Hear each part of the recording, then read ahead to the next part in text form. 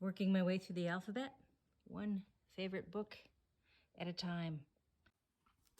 3 Men in a Boat, to say nothing of the dog, by Jerome K. Jerome.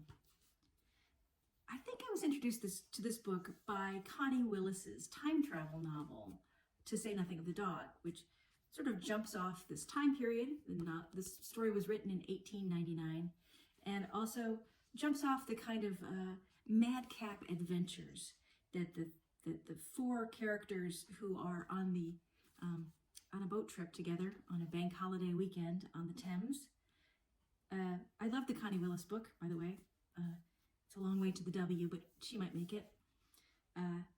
Meanwhile, this story is short. It's a couple hundred pages long, and it is told with a special sort of whimsy that it just gets me.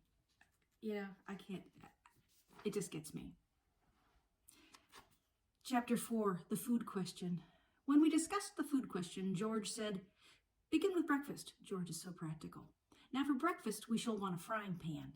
Harris said it was indigestible, but we merely urged him not to be an ass. And George went on, "A teapot and a kettle and a mentholated spirit stove." "No oil," said George with a significant look, and Harris and I agreed. We had taken up an oil stove once, but never again. It had been like living in an oil shop for that week. It oozed. I never saw such a thing as paraffin oil is to ooze. We kept it in the nose of the boat, and from there it oozed down the rudder, impregnating the whole boat and everything on its way, and it oozed over the river and saturated the scenery and spoilt the adventure.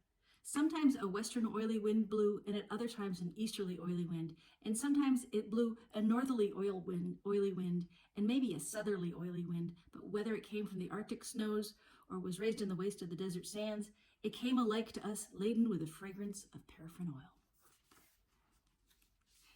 That might not be your cup of tea, but it sure was my cup of tea more than once. Hope you like it. Thank you.